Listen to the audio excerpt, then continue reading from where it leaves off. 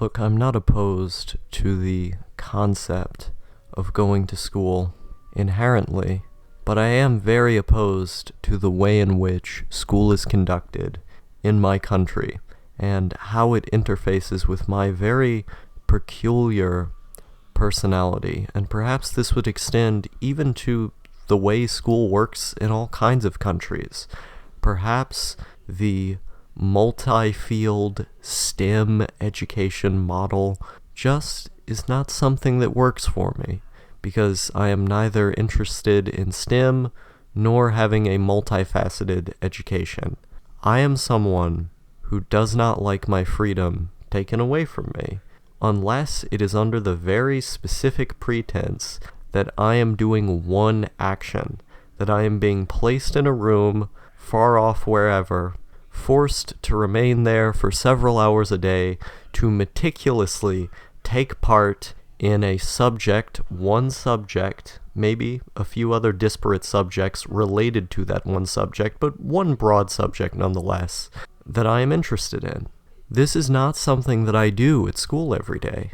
I wake up at about 7:30 each morning, hastily get dressed, and I'm out to the bus to get on at about 7:45, 7:47, something like that.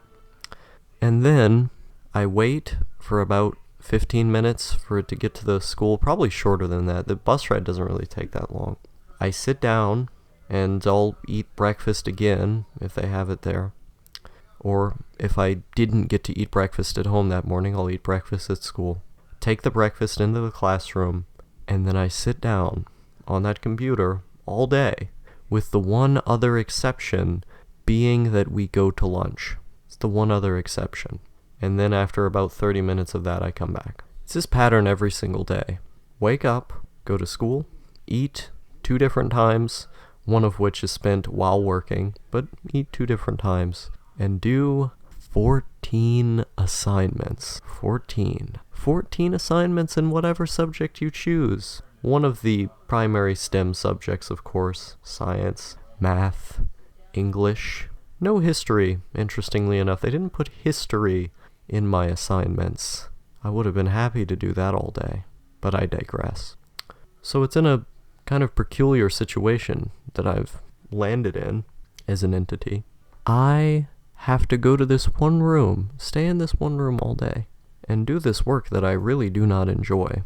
But to most other people, they would see this as a luxury. They would see it as, you have more freedom. You can listen to music while you work.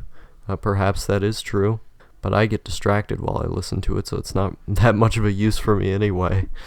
You can get done with your work quicker if you just try hard enough, and then you can spend the rest of the day listening to podcasts or something like that. You don't have to talk to anyone. You don't have to do group projects, which those were things that I've largely hated. You can just be by yourself and do the tasks that are put in front of you that you're forced to do. And perhaps that is better. Well, it is better than the alternative, which is another form of systemic servitude, which is doing that exact same routine every day, but instead doing it spread across 7 different periods. And during each, you have to swap classes, listen to the loud clattering of feet as you walk across either down or up the stairs or across the lobby, down the street at points, because you have to go outside at certain times in my school just to get to other parts of the building, going all around, dealing with the various group projects and annoying teachers that force you to do assignments that either continuously build on one another or shove down the exact same rudimentary nonsense that you've been forced to do for all of these years already. I hate doing grammar rules. I hate talking about grammar rules in English. I do not know the grammar rules, but I have, I would argue, very good grammar, because I read. I read a lot of books. That's all I need to do. I don't need to be told which grammar rule, which infinitive, which preposition, which gerund or whatnot needs to be put where. Which indirect object, which objective case. That's my favorite one right there. I don't need to be told what these do or where these go, because I already know all of them from reading books by people who knew how to do the same thing.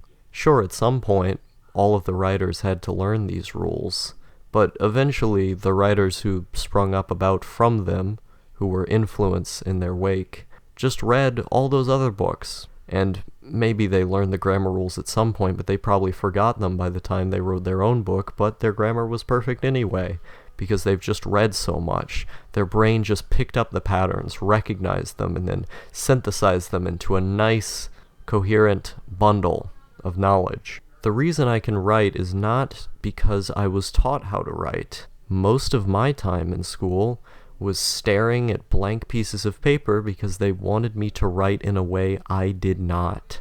They gave me a very specific outline and said, you need to have a thesis, a topic, introduction, and then 3 separate paragraphs that are outlined in this specific way, broken down in this specific way, that have to say these specific things. It is creative suicide. It's putting you into the smallest box that you can possibly be boxed into and told how to work within that form. They say that you have to know the rules in order to break them, and while that is true to a large extent, the way that school teaches you those rules is not in a way that fosters creativity, or even good writing for that matter. In fact, I would argue that school goes against all of what I see as the best rules in writing. Creativity, density.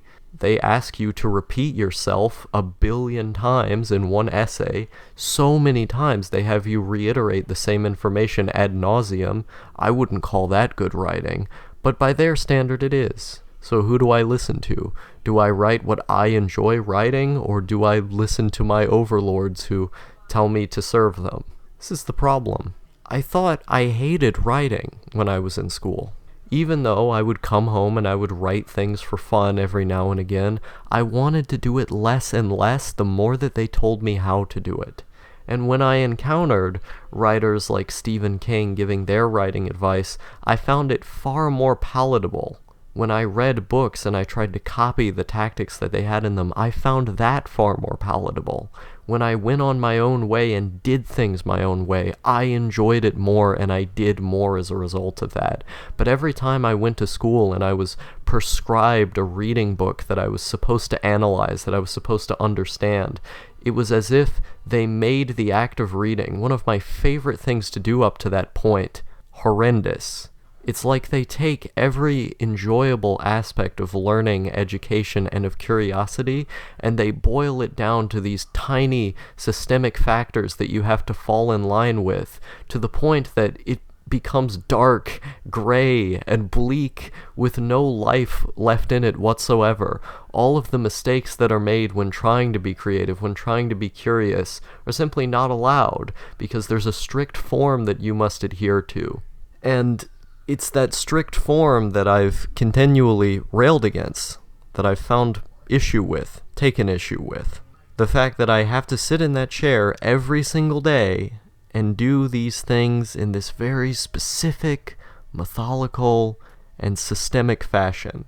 Their way, not mine. That's the rule of the game. It's our way or the highway, and that's something that I don't tolerate. It's not in my nature to tolerate things like that. It's not how I am, and it's why I dropped out. It's why I did not go to school so I could pursue education. I believe it was Albert Einstein who said that education is what is left when one has forgotten what one has learned in school. And I always really liked that quote because, as you can tell, I've been a vehemently anti-school person my whole life. I've never liked it. I've always hated it. At every single turn, at every option that I've been given, I have chosen to back out every time. And now, I find myself kind of enjoying mathematics, arithmetic, kinda like it. But I've fallen into the trap yet again, where the moment that I've stopped sitting there and messing around with numbers, and have been placed into this series of steps, and obviously you have to adhere to a series of steps in math, but there are multiple ways you could go about it. There's various methods. That's why they say find the method that works for you. once I'm put in this box again, it's not so fun anymore. Once I've encountered the essay formula once again, it's not fun at all. In fact, it really pisses me off. I don't know why I'm talking in this very pseudo-serious tone in this video. It's probably because I have to get really close to the mic, and I have to be quiet right now because other people hear me sounding like an edgelord in the other room. But the moment that I start talking quietly, I sound like even more of an edgelord. So, to put it simply, I really, really do not like the way that the education system takes the curiosity out, kind of forces you to adhere to a strict form. And the situations in which I would advocate for going to a school of some kind is if the school has at least a little bit of more of a free-form atmosphere, is focused on immersing oneself in one subject that you really care about, or a series of them that are interconnected with one another, and you can just do that all day. That's my attitude, is that for the longest time now, especially after I had dropped out, when I had the energy to actually do things. I barely have the energy to do anything when I get home from school. I've always been like that. It was one of the other reasons I didn't want to be there, was so I could pursue creative habits. But I started learning things that were in a very specific discipline. I got really good at very specific things that were not taught in school, namely historical research. I dropped out in, when was it? So it was January? Was it January of 2018? I think that was it. No, it was January of 2017. Yeah, because 2016 was okay. So, I stopped. I stopped going around that point. No, that couldn't have been true because I started it in August, right? Okay, no, so I wasn't, was I in? Oh, whatever. I stopped, it was about 2 years ago, sometime around 2016, 2017. I don't have the timeline in my head anymore. Don't ask me for stuff like that. This is the warped memory that I have here. You could find it in my videos if you went down my second channel for long enough. But, so it was around 2.5 years ago. I decided all of a sudden that I didn't want to do school. You know what I did as soon as I got home? As soon as I dropped out of high school after going for only like a couple months, I started deeply researching history and politics, because that was like my bread and butter. That was what I was always really, really interested in school. And so I didn't just read books, I read the citations in books. I looked at what these books were saying and analyzed them on an empirical basis. I searched for opposite sources, alternative sources, documents that were primary, that were obscure, that not a lot of people were talking about or knew about. I had to do Google Translate on some of the stuff that I had found, and the reason I did this was just so I could counter some of the narratives that were posed in books that oftentimes even I agreed with. It was all in the effort of finding the truth that I did as much research as I possibly could into the things that I was reading. Not reading things themselves, but reading things about the things that I'm reading, and reading the things that I'm reading are based off of. Doing that level, all that I could from my computer at least. And I was keeping up with lectures, listening to a lot of like psychoanalytic, behavioral biology, political science, these kind of things, listening to speeches and this kind of thing, keeping up with the news very deeply. And trying to get a better hand on history and politics. I tried, like, in an intense fashion to do this for the last couple years now. And that was something I just couldn't have done in school. They don't have, like, oh, if you're really interested in this one thing, just go to this special school and you can get really good at it, and then maybe you can find a career in it because you love it so much. They didn't have anything like that. You just had to adhere to all of what they wanted you to learn. But that wasn't what I wanted to learn. I wanted to learn about history. I wanted to learn about politics. I wanted to learn how to cite sources. I wanted to learn how to write better. God forbid, how much writing was I doing before and then after school? It was like night and day. I wrote all the time because of that. And it's like school puts you in such a specific box. They force you to be like everyone else to such an extent that it kills individual creativity. It kills individual pursuits like that. The moment that I got out, I could pursue more academic stuff than what I was doing in the academic sphere that known as school in contemporary terms. And so I got a lot more done. I got to read a lot more. I got to write a lot more. My mind, to be kind of mimetic here, my mind expanded.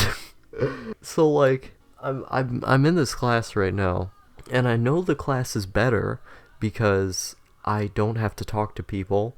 I have some relative freedom, but I still feel that ultimate boxing in that I've always felt with school. And it's why I want out again. It's why I want to do my own goddamn thing. It's because I know I would be getting more done. Like, I just bought a few books, and I know that when I come home from school, I am not going to have nearly as much energy to read those books as I would if I wasn't in school. It's just a fact. So because one of the books I bought, it was Thomas Paine and the Promise of America. That book is 630 pages long. I can do that. I can read a book that's that long, but it's like, how long is that going to take me when I know for a fact I'm going to be dead tired when I get home? Like, I'm going to have to take a lot more notes. I'm going to have to read a lot more actively, read over lines multiple times, more than I usually do, and I'm gonna barely want to do it because by the time I get home, it's like that's my recovery time. It's like I was in this fucking place sitting in a chair 8 hours a day suffering through this work, and now I just want to get home and go to sleep. It sucks, man. It really sucks. But there is hope. There is hope for Lil Ol Star. There's a way out. So, Monday, and I guess I'll talk more about this on a live stream. So Monday, I've been told, it's been conveyed to me, that I'm going to have a discussion with a higher-up official in this program that I'm currently in to recover my credits about doing my schoolwork full-time from home. Still registered in the high school that I'm in, but just doing it from home. And that would get the bosses off my back. That would significantly cut my workload, because when I'm at home, I work much faster. I can sleep longer, which means I'm more rejuvenated. I've been going to school almost every day with like 4 hours of fucking sleep. That has not helped. It's made my depression worse, but it's because I have sleeping problems. I can't sleep on a schedule, and I've gotten better at sleeping on a schedule. I've improved sleeping on a schedule. I've kind of gotten on one. But it still takes me a fucking long time to get to sleep most of the time. And as a result of that, I get 4 to 5, sometimes 3 hours of sleep every day when I go into school. And that's not fun. So the idea that I could potentially do my work full-time from home is a very... It's a very optimistic one. I hope I'm able to convince this official to allow me to do that. There have been other people in this program who have done that. It's very, very lenient of a program, so hopefully I can. But that's my one hope right now. Otherwise, I'm just going to be counting days off the calendar every single day, desperately hoping that I'll get out sooner, that time will just miraculously go faster, like I did every other time I was in school. The wish to get out is so consuming at times that it actually distracts from the work. Like, I think so much about not being in school that I actually get distracted from my work. I'm better at it now, at still getting it done anyway, but God, it fucking hurts. And not in the conventional sense. Like, it's not a pain, it's just a strong desire to have freedom. It's, as I said earlier, and I'm going to reiterate it, it's very, very important to me to have my freedom, to have my autonomy. If I'm being forced to go somewhere and do things that I do not want to do, it deeply upsets me. And boy oh boy, I am not someone who gets deeply upset easily, but it is a thing that I just can't do. It's a It's a block. It's a roadblock that I have, and I don't think I'm ever going to get rid of that roadblock. I think I'm just always going to be like this. I cannot adapt to playing their game, to use a phrase that I've used for like almost 5 years now. I've never wanted to play their game. I've never wanted to be their dog, to be obedient to them. I've wanted to do things my own way, to do things that bring me fulfillment as an individual, do things I like, to have my isolation, my time alone, to be allowed to be where I want to be at what time I want to be there. If that is infringed upon, I get deeply, deeply unsettled. And I can't have that. I just can't. I cannot. It's why I talked in the Why Work video so much about the concept of freedom. And it's an unconventional one because it's one that I think most people could do away with. Most people want jobs. Most people want to be normies. They don't particularly care. A lot of people benefit from doing manual labor. A lot of people like it. They find it satisfying. I'm not one of those people. I'm not one of those people who can just be forced to go into a 9 to 5 every day, to just go into a school every day and do things that I don't want to do. Not how my brain works. And I've tried to make it the opposite, and it will never be that way. So, here's to optimism, I guess. Hopefully I can get the hell out of here again.